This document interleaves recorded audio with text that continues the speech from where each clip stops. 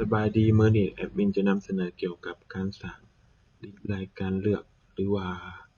Drop Down ซึ่งตัวอย่างเราต้องการให้คำว่าแขวงมีตัวเลือกสวรรณเขต เวียงจันทน์ จำปาสัก หลวงพระบางเนาะมาเบิ่งวิธีเฮ็ดก่อนอื่นมันเข้าที่แท็บเมนู Developer ต่อมาเข้าที่เดินหาเดินหาแล้วสังเกตคำว่า Drop Down List Content Control โอเคกดเข้ามาจากนั้นกดที่ Design Mode กดเบรกก่อนจากนั้นคลิกขวาเลือก Property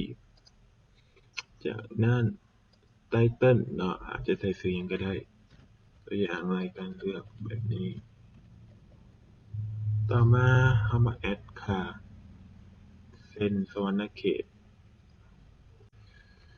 สวรรณเขตแอดต่อเนาะคือเวียงจันทน์โอเคแอดต่อ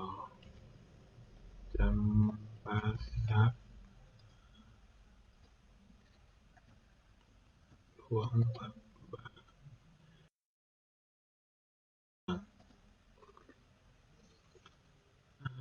ตัวอย่างสมมุติสีแข็งก่อนจากนั้นกดปุ่มโอเคจากนั้นกดเข้า Design Mode อีกครั้งหนึ่งก็จะสามารถทำงานได้ต่อมาเรามาเบิ่งที่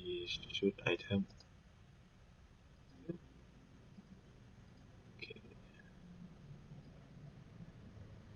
เปลี่ยนฟอนต์เปลี่ยนฟอนต์เป็น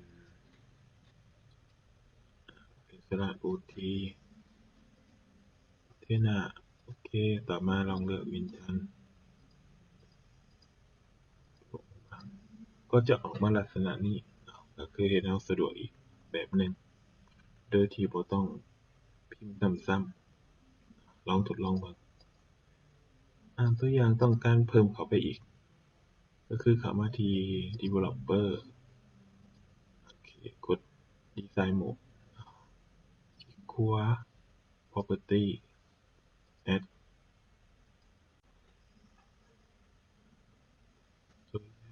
โอเคซึ่งหวงเข้าไปจากนั้นกด Design Mode อีกครั้งหนึ่ง